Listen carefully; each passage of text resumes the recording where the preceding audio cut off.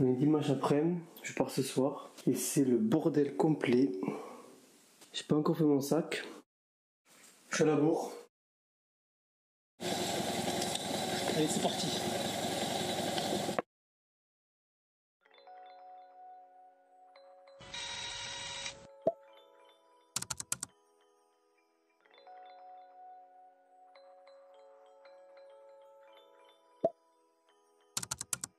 Après une nuit dans le bus, j'arrive à Paris. Je visite Paris, ses rues et ses monuments incontournables. Après l'Arc de Triomphe, direction la Tour Eiffel.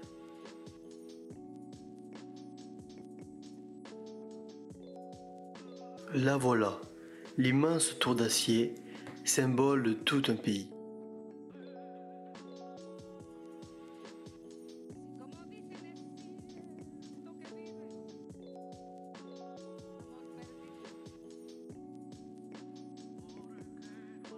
Après une bonne journée de marche, j'attends le bus qui m'amènera à Berlin.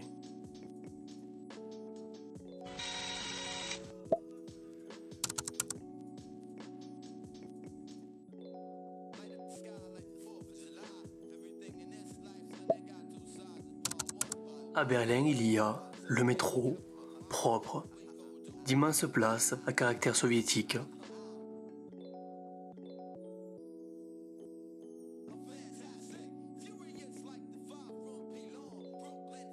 Et aussi des petits quartiers figés dans le temps.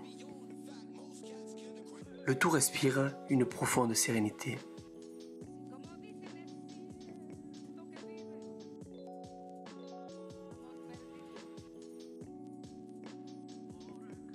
Berlin est aussi témoignage d'un passé douloureux, avec la porte de Brandebourg, Charlie Point, ou encore l'immense mémorial aux Juifs et ses 2711 stèles de béton.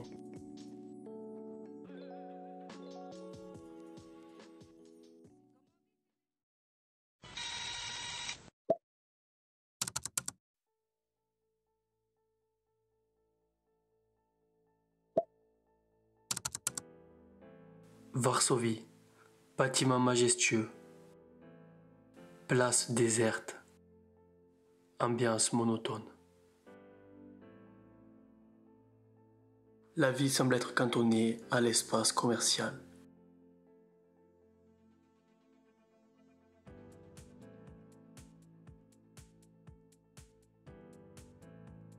Je suis maintenant à équidistance de Paris et Moscou.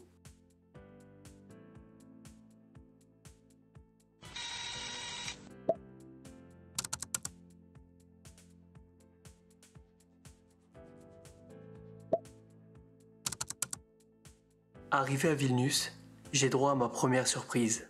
Un vieux trolleybus me conduit au centre-ville. Deuxième surprise, la berge est gelée et la température flirte avec le zéro. Arrivé au centre-ville, je suis époustouflé par l'architecture. Les bâtiments sont tous plus beaux les uns que les autres. Et à chaque coin de rue, j'en découvre de nouveaux.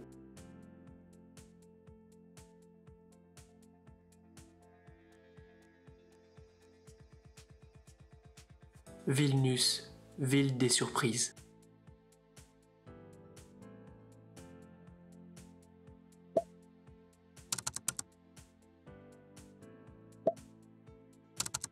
J'arrive à l'auberge de jeunesse de Riga après 4 nuits passées dans des bus. Le lendemain, je parcours une vingtaine de kilomètres pour rejoindre la mer Baltique. La mer est complètement gelée, le paysage irréel, le temps arrêté. Retour à Riga, magnifique capitale baltique à l'instar de Vilnius.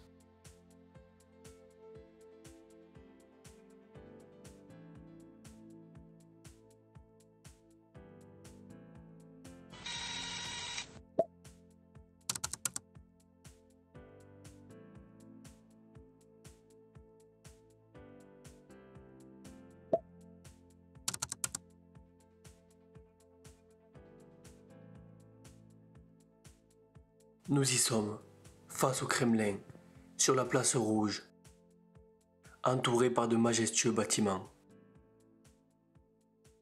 Les édifices contrastent avec la neige immaculée et le ciel bleu glacé.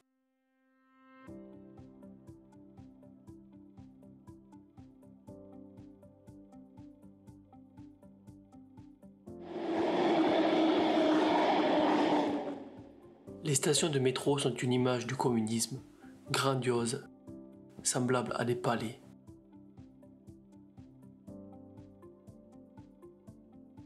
J'embarque dans le transsibérien pour parcourir les 5500 km qui séparent Moscou d'Ulan-Ude. La distance est énorme. 5500 km, c'est 4 jours de voyage, 5 fuseaux horaires traversés et des paysages qui défilent à l'infini.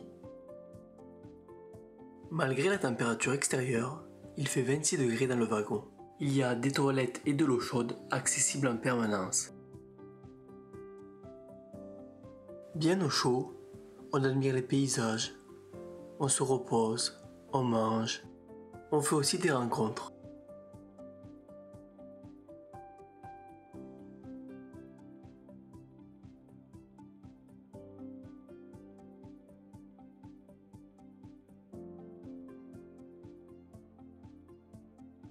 Le train s'arrête une dizaine de fois par jour dans des gares plus ou moins grandes. Le soleil se lève sur le lac Baïkal gelé. Il me manque les mots pour décrire ce spectacle incroyable. Dans quelques heures, j'arriverai à Ulan-Ude. Ulan-Ude, c'est un temple bouddhiste qui surplombe la ville. Une grosse tête de Lénine, mais aussi des flaques d'eau, de la poussière, des chiens errants et des bâtiments de tout genre. Je pars une journée en excursion pour aller voir de plus près le fameux lac Baïkal. C'est la plus grande réserve d'eau douce au monde. La luminosité est comme la beauté du lac, extrême.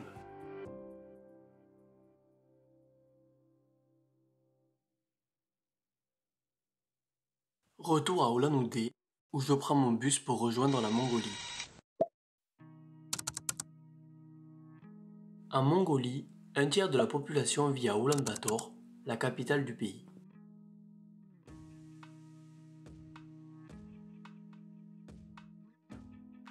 Beaucoup sont d'anciens nomades qui sont venus s'échouer aux abords de la ville. Ces quartiers discordent avec le centre-ville et ses buildings.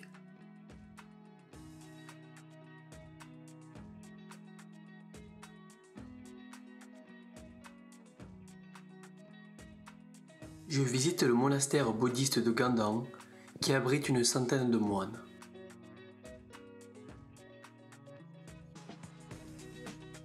Je pars pour Khatgal aujourd'hui, on doit venir me chercher dans la matinée, je n'ai pas d'heure précise.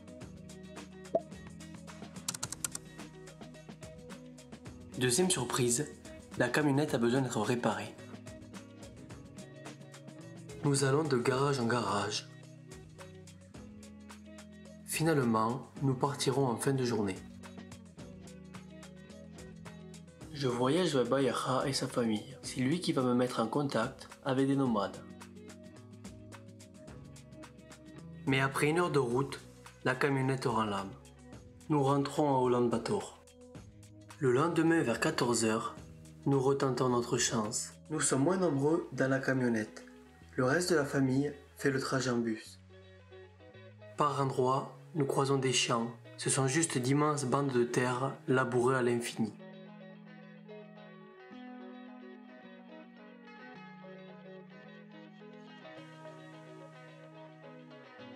À 5 h du matin, nous nous arrêtons dans une guest house pour se reposer.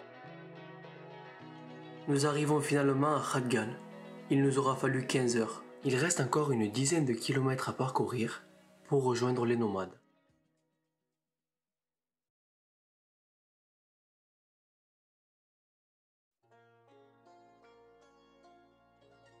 Niché entre 2 pans de montagne, on distingue une tache sombre. C'est la cabane de Hoth, mamie nomade, qui m'accueille pour cette expérience. La cabane est composée de 2 parties. À droite, on stocke le bois, le matériel et la viande séchée.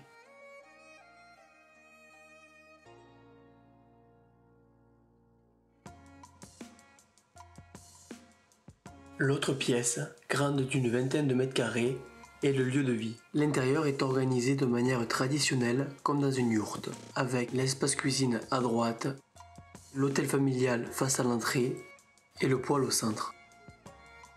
Ça c'est mon lit, avec mon sac, hop, le poêle, la cuisine, et là c'est pour se laver les mains, ça coule tout doucement, et on re-remplit avec l'eau potable, qui est là, et ceci comme ça c'est l'eau qu'on boit, on fait chauffer, voilà, vous savez tout. Et cette eau, on la récolte depuis la barrique qui dort. Et c'est l'eau qu'on va chercher qui est tout en bas de la plaine. Seule concession à la modernité, une télévision alimentée par un panneau solaire et un téléphone portable. Il n'y a donc pas d'eau courante. De ce fait, les toilettes sont à l'extérieur. Ce sont juste 2 planches de bois posées au-dessus d'un trou.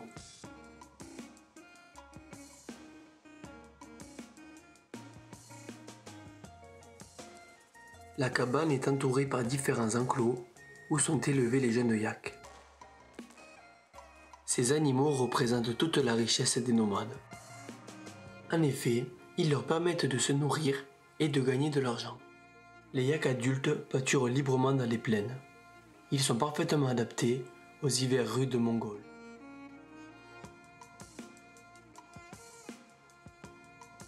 Alors là, il est quasiment 9h moins le quart. 9h moins le quart. Et on va commencer le petit rituel du matin, c'est-à-dire aller donner à manger au cheval et au yak et aller faire têter les petits. Une fois les mères yaks rassemblées, on lâche les petits. Il faut veiller à ce que chaque petit retrouve sa mère respective. Pendant que les petits têtent, Hot en profite pour traire quelques yaks. Ce lait sera utilisé pour préparer le traditionnel thé mongol. Ou alors, il sera donné à des amis. Quand ils ont fini, il faut remettre les petits dans leurs enclos. Il faut être rapide et précis pour pouvoir attraper un petit yak.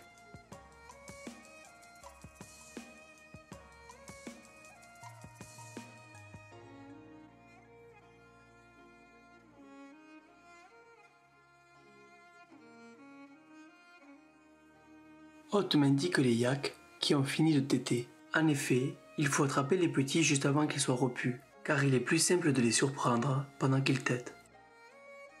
Voilà ce qu'il se passe si on laisse téter un petit trop longtemps.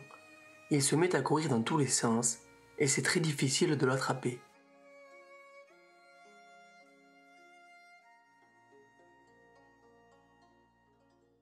Quand tous les petits sont dans l'enclos, les mères retournent pâturer librement.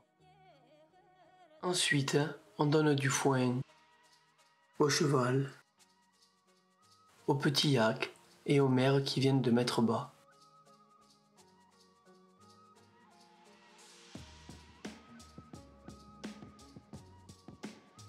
On donne aussi à boire à ces jeunes mamans.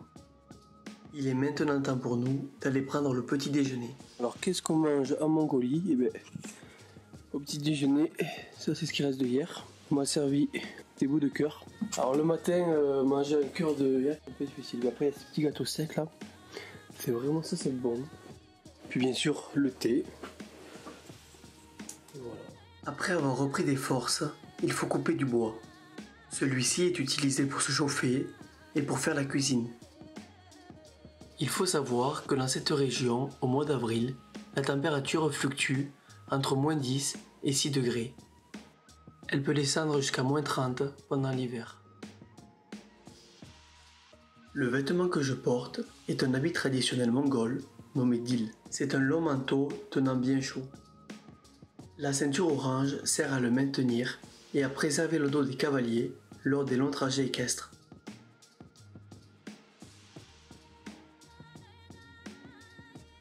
Aujourd'hui, on me demande de nettoyer l'enclos des animaux.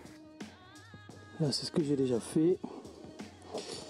Et là, c'est ce qui me reste à faire. Le petit-fils d'Hôte me donne un coup de main.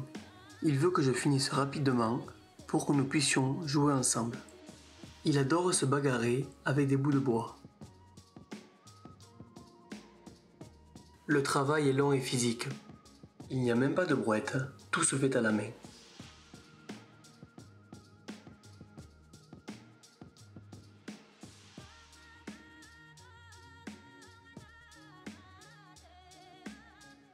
Bon, alors aujourd'hui j'ai une petite surprise parce que Hôte m'a dit de venir l'aider à aller ramener cette maman yak parce que elle a mis au monde un petit yak et donc j'ai dû le porter pour revenir jusqu'ici. Regardez-le, il est trop mignon. Oh. Voilà. Donc il vient de naître aujourd'hui et là sa maman reprend les forces. Ramener la mère et le bébé yak est une activité courante au printemps. Il faut parfois marcher longtemps pour les retrouver. Je passe mon rare temps libre à faire la sieste ou à me promener aux alentours. Je découvre ainsi de magnifiques paysages. Il y a des montagnes,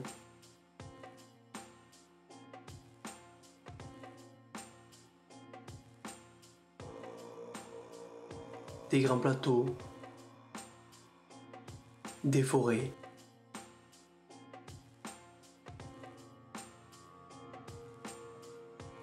et des chevaux en liberté.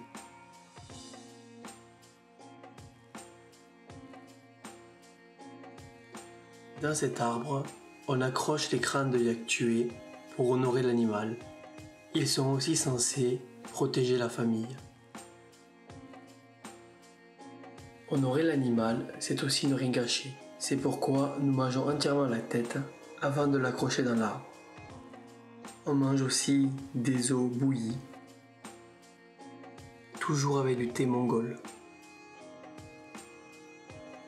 Mais aussi beaucoup de soupe que j'apprends à cuisiner.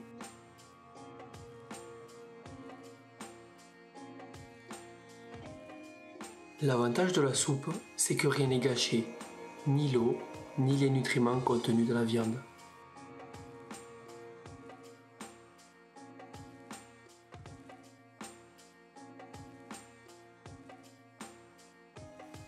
Et en plus, ça hydrate.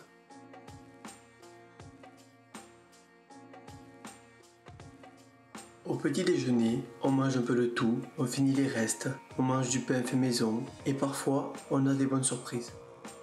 Bon, alors là je suis parti à la montagne chercher un petit yak et sa mère. En même temps fou parce que déjà il y a pas mal de dénivelé à grimper. Et puis le petit il a voulu téter, il voulait pas avancer, je devais le porter, le reposer.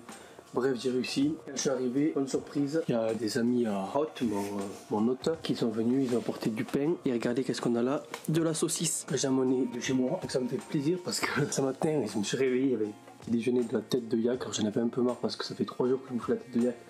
Puis les morceaux c'est pas très bon. Et au petit déjeuner, moi j'aime pas trop salé, alors c'était un peu difficile. Mais là j'ai de la saucisse, du beurre de yak, de la confiture. Après je vais me régaler. Le thé ici c'est du lait de yak, de l'eau, un peu de sel et des feuilles de thé qu'on peut chauffer sur le poêle et après on boxe comme ça. Pour faire la vaisselle, c'est très facile.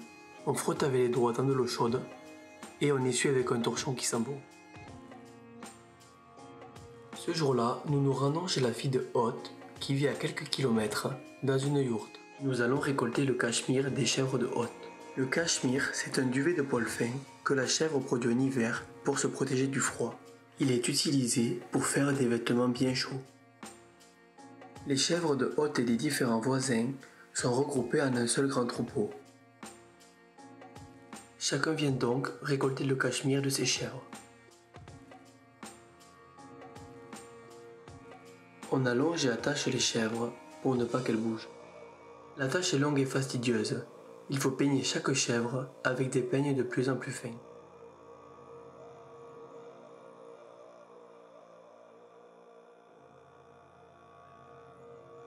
Après 3 jours de travail, nous avons récolté le cachemire d'une quinzaine de chèvres.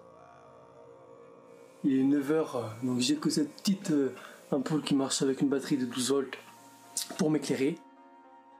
Je profite d'une journée ensoleillée pour me laver un petit peu avec quelques litres d'eau. On ne se lave pas dans le ruisseau, c'est la source d'eau potable. Les nomades prennent de rares douches lorsqu'ils vont à Khatgal, le village le plus proche. Les femmes utilisent des crèmes pour l'hygiène corporelle. Une autre tâche qui m'a été confiée est d'aller faire boire quotidiennement le cheval à un ruisseau situé 1 km en contrebas. Je ne sais pas faire du cheval, j'apprends sur le tas. J'ai bien observé Hôte sceller le cheval. Après avoir tout vérifié, je me lance.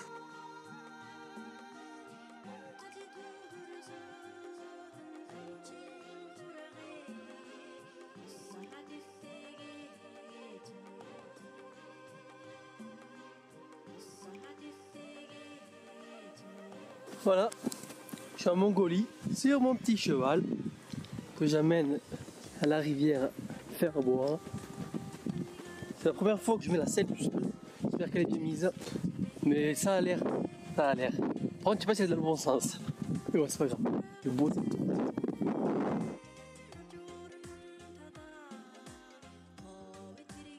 L'équitation est dans le sang de tous les Mongols. En effet, dans ces contrées reculées, c'est le moyen de transport le plus utilisé. Des petits hauts comme 3 pommes aux personnes âgées, tout le monde monte à cheval. Même la moto ne le remplace pas. C'est pour moi plus qu'une simple tâche à accomplir. C'est un voyage à travers le temps et l'espace, dans ces plaines éternelles. J'adore. Aujourd'hui, c'est la transhumance. Nous allons rejoindre la cabane d'été. On brûle tous les déchets accumulés dans la cabane d'hiver et on charge toutes les affaires dans un petit camion venu du village 10 km plus loin. Les bêtes, elles, ont déjà fait le trajet ce matin. La cabane d'été se situe à quelques kilomètres de la cabane d'hiver. Elle est un tout petit peu plus petite, mais la disposition intérieure reste la même. On stocke la viande et le bazar dans le grenier. Mes nouvelles toilettes.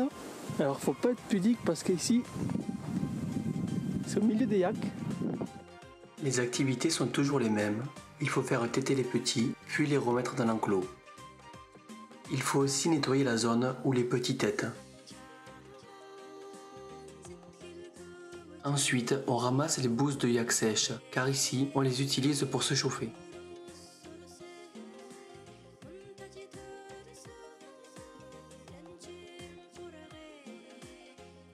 Ce matin au réveil, j'ai droit à une surprise.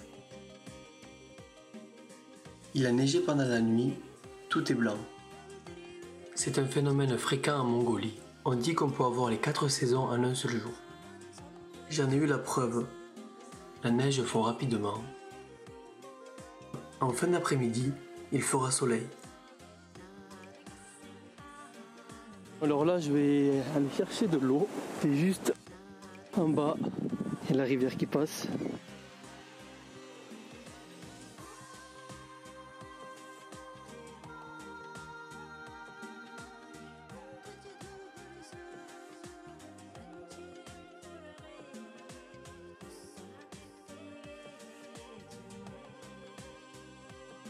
Certaines fois, nous utilisons le yak pour remplir les grosses barriques.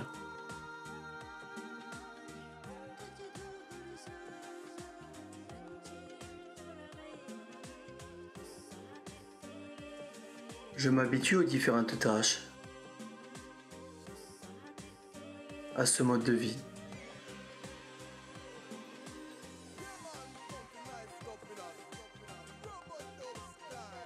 Aux yaks qui rôdent autour de la cabane et au thé mongol qui se substitue à l'eau.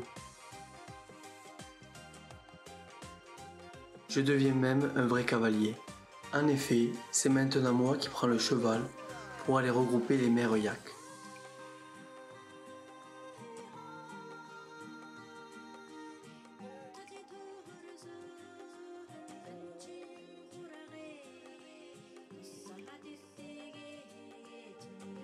Je ramène aussi les agneaux chez la fille de Hôte.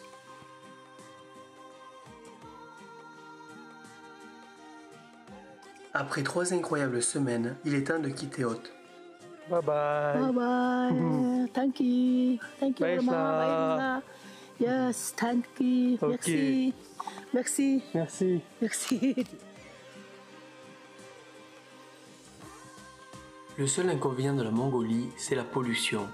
En effet, on trouve des bouteilles vides aux abords des campements ou des décharges publiques aux entrées des villages. Le buisson que vous voyez est composé uniquement de ferraille.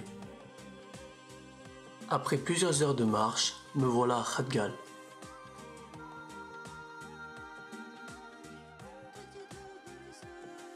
J'achète des provisions et pars en randonnée.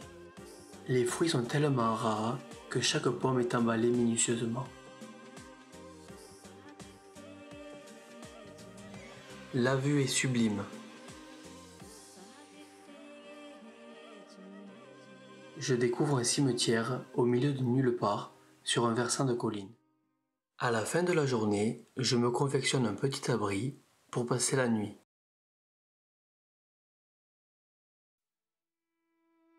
Petit réveil. J'ai bien dormi. Cette fois, je rentre à Oulan-Bator. Je prends un taxi collectif jusqu'à Moron, puis un bus jusqu'à Oulan-Bator.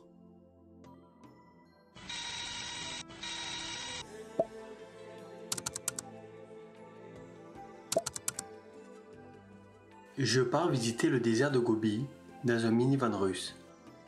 Nous sommes 7 personnes à l'intérieur, 3 autres touristes, le chauffeur, une guide et un apprenti guide.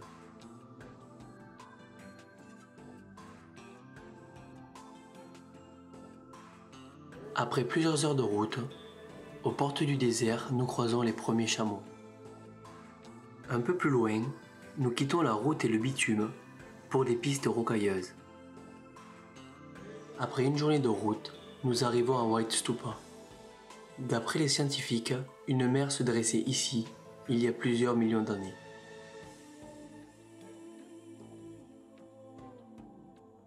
Spectacle millénaire au milieu de nulle part. Nous sommes hébergés le soir par des familles nomades.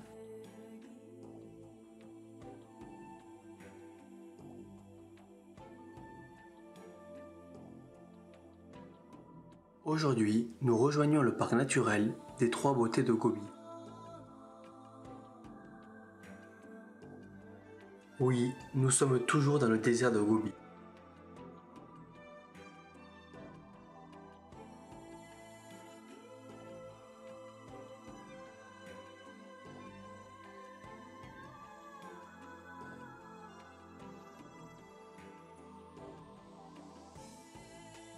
Je suis dépassé par la diversité de ce désert, par l'immensité des territoires et la beauté des paysages.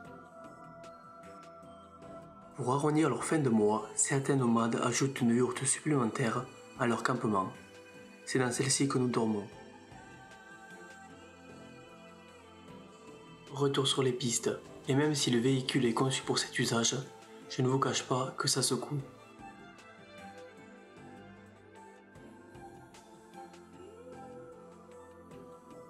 Nous arrivons au pied d'une immense dune qui s'étend sur 180 km et s'élève à plus de 200 mètres.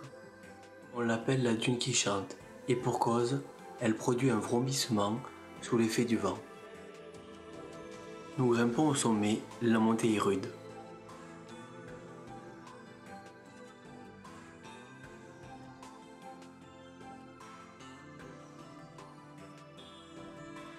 Mais notre effort est récompensé par la pureté des crêtes.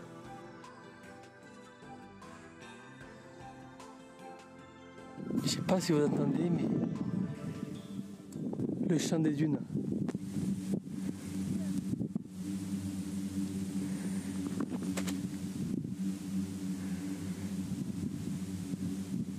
La descente est un vrai plaisir.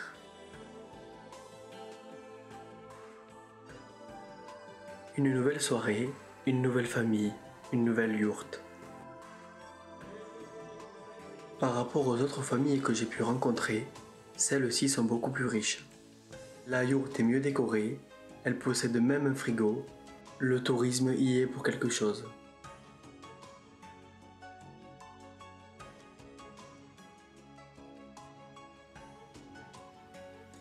Je m'amuse avec des chevreaux,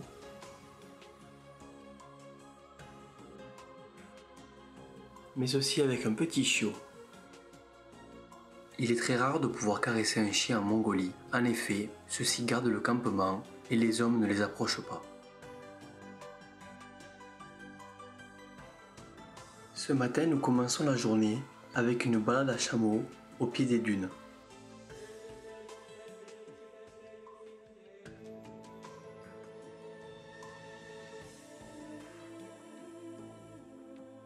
Puis, nous reprenons la route. Il y a quelque chose de puissant qui se dégage de ces immensités.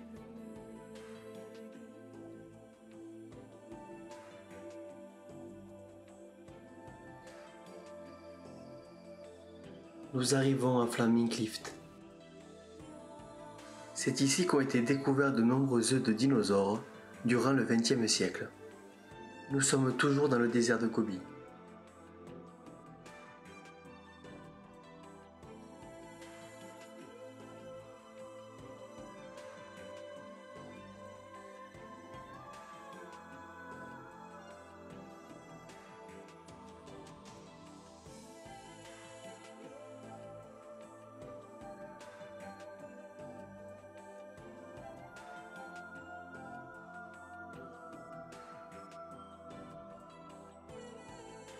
La famille de ce soir travaille pour le gouvernement dans cet immense champ. Celui-ci subventionne la plantation de petits arbres pour repousser le désert.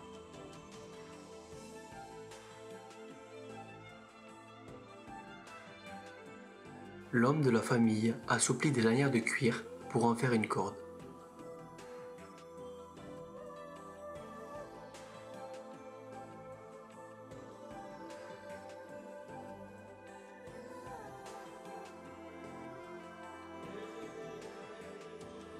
Nous allons voir les ruines du monastère d'Onji. Il a été bâti au XVIe siècle et pendant son apogée, 1000 moines pouvaient y vivre. Je suis fasciné par cette vue qui n'a pas dû changer depuis des siècles. La famille de ce soir vit dans une zone extrêmement désertique. C'est à se demander comment les animaux font pour survivre.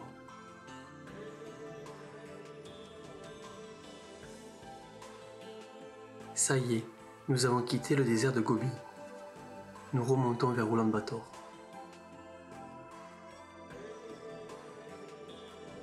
Nous visitons le monastère d'Erdenzu.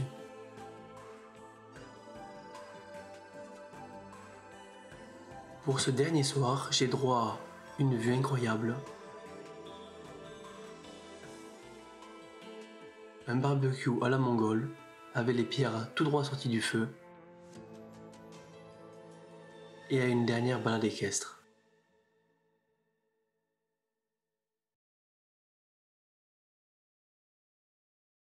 Je quitte la Mongolie et m'envole pour l'Indonésie. Mais avant, je vais m'arrêter quelques jours à Pékin.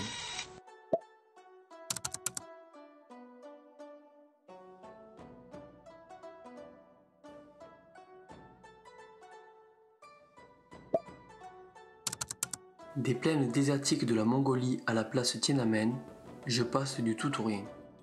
Je visite la cité interdite et ses nombreux palais.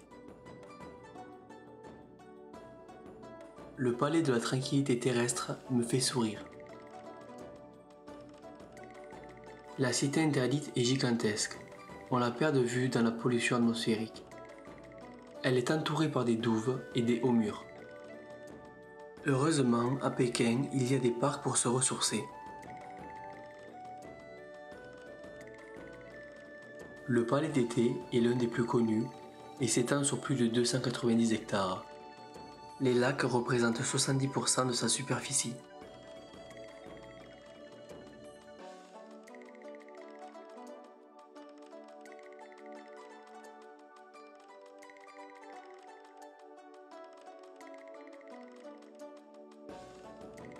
Les hutongs sont les petites rues traditionnelles de Pékin.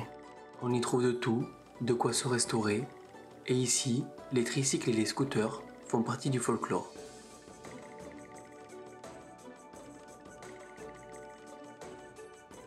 C'est la fin de mon escale, j'embarque pour Jakarta la capitale de l'Indonésie.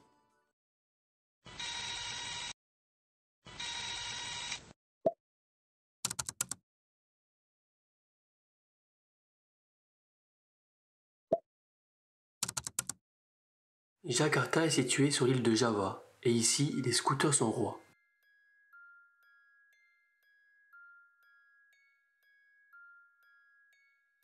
La sublime cathédrale fait face à la majestueuse mosquée. En Indonésie, 87% de la population est musulmane. Voici la place Merdeka, deuxième plus grande place au monde. Le monument national se dresse au milieu de cette place, de plus d'1 million de mètres carrés. Des petits marchés parsèment la ville, et il y a des tuk-tuk un peu partout. Je prends le train pour me rendre à Yogyakarta, une ville plus au sud.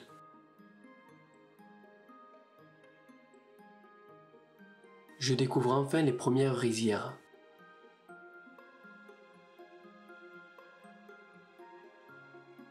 J'arrive à Yogyakarta sous des trombes d'eau.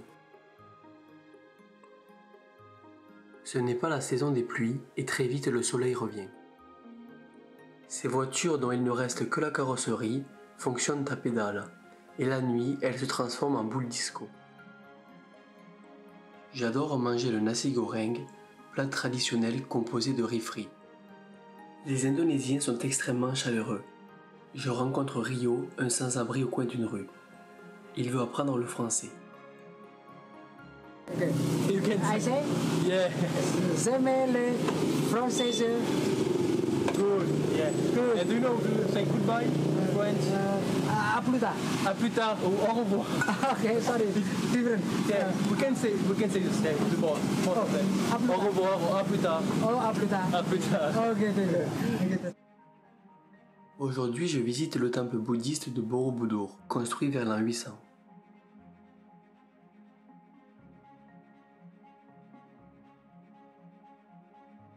Il est composé d'une multitude de sculptures murales et de 72 stupas, cloches de pierre logeant à leur centre un bodhisattva.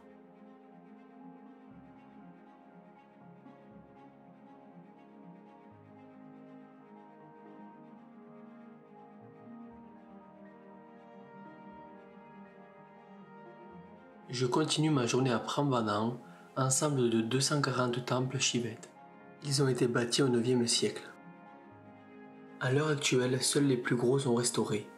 Il reste plus de 200 temples à rebâtir, un travail de titan.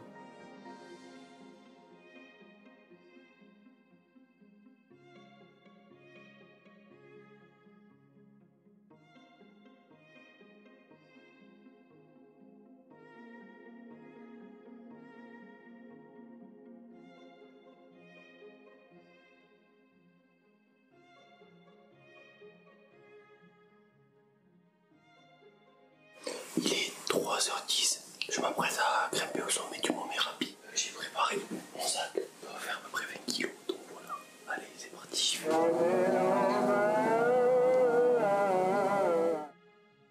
Le soleil se lève sur le Merabu, c'est le volcan qui fait face au Merapi. Un pas après l'autre, je me rapproche du sommet.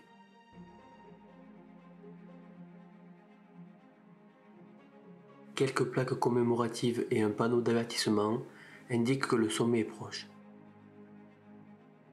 Le Merapi est un volcan actif. Il est entré en éruption la semaine dernière.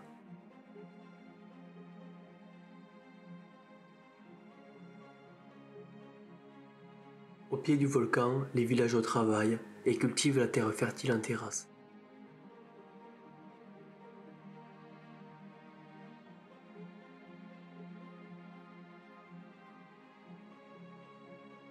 Je suis maintenant à Malang. Comme dans toutes les autres villes, il y a des mosquées, de la nourriture peu coûteuse. Mais Malang se différencie des autres villes avec son quartier entièrement bleu et un petit chat affectueux. Je pars pour aller voir un autre volcan, le Bromo.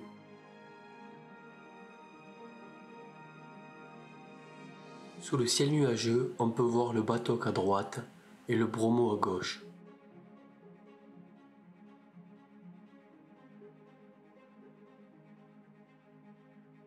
Je suis en haut du cratère, c'est bien de la fumée qui s'en dégage.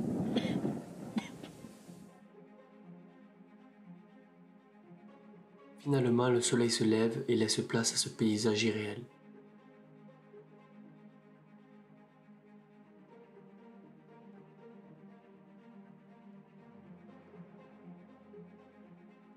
Le surlendemain et un peu plus au sud, je vais voir le volcan Kawaïjen.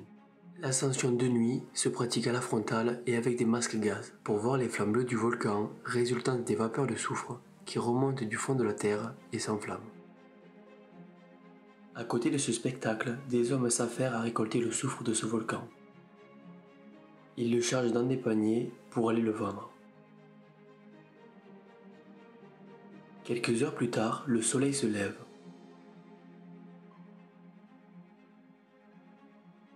Nous pouvons maintenant observer l'immense cratère du Kawaïjen, avec en son centre le lac le plus acide au monde. Ces surhommes remontent lentement leurs paniers de soufre. Les 2 paniers pèsent entre 70 et 100 kilos. Tout ça pour être payé une bouchée de pain. Je vais ensuite aller voir des cascades, non loin du volcan, entourées par une épaisse jungle.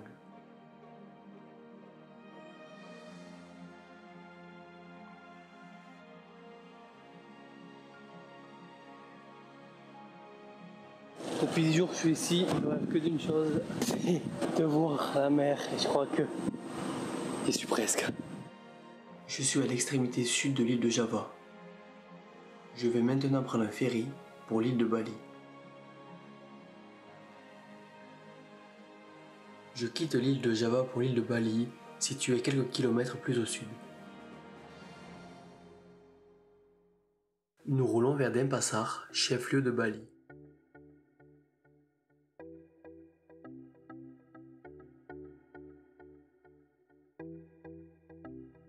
La majorité de la population est hindouiste. C'est pourquoi on retrouve sur le trottoir ce genre d'hôtel où viennent se recueillir les pratiquants.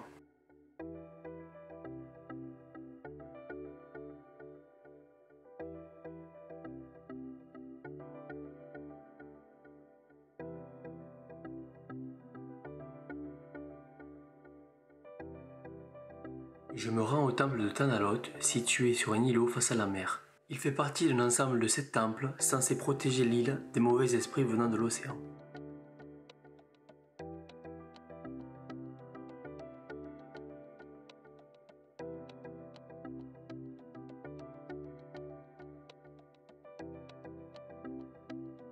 Je mange dans un warung, modeste restaurant de quartier, installé au bord de la route.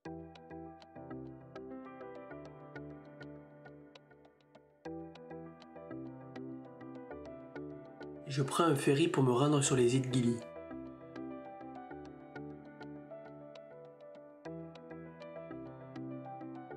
Les îles Gili, c'est un archipel de 3 îles. Je débarque sur la plus grosse, Gili Travangan.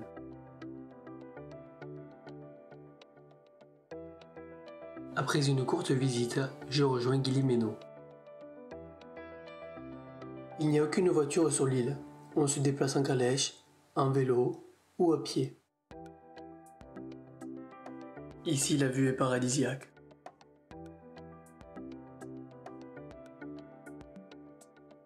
Je suis surpris de voir un coq et des poules vagabonder sur la plage.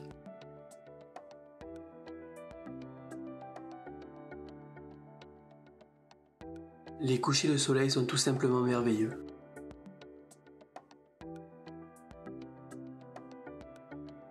Je loge dans une auberge qui ressemble à une grande cabane. Elle est située juste en face de la mer.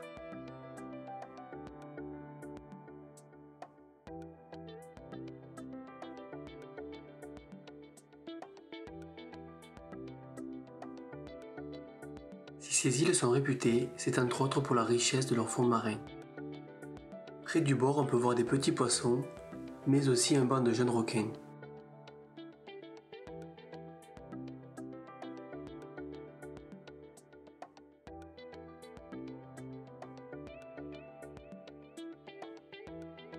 Si l'on s'éloigne un peu plus, juste avant les tombants, on peut être témoin d'une biodiversité incroyable.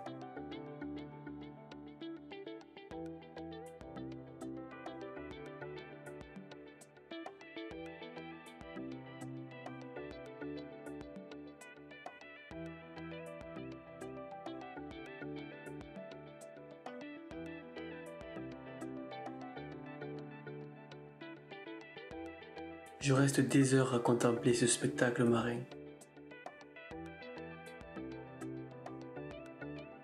Ce lieu incroyable permet également d'observer les tortues marines évoluer librement.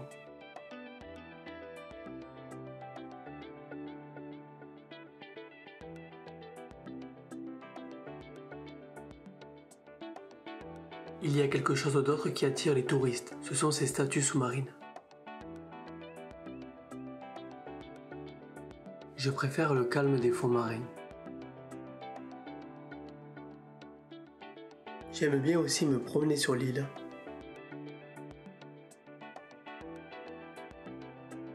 Et contempler les couchers de soleil.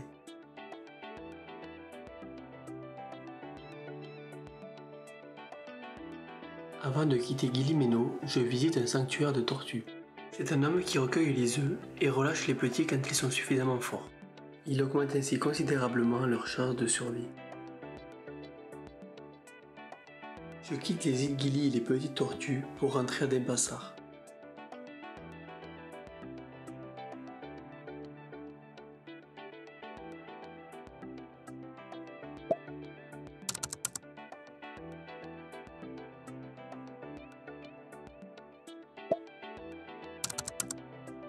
Mon avion fait une escale à Doha au Qatar. J'en profite pour visiter la ville.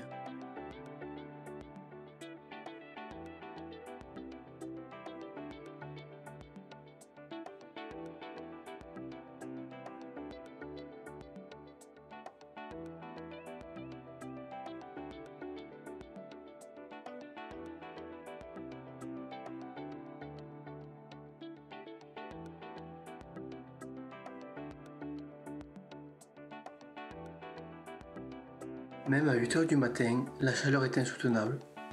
Je rentre à l'aéroport.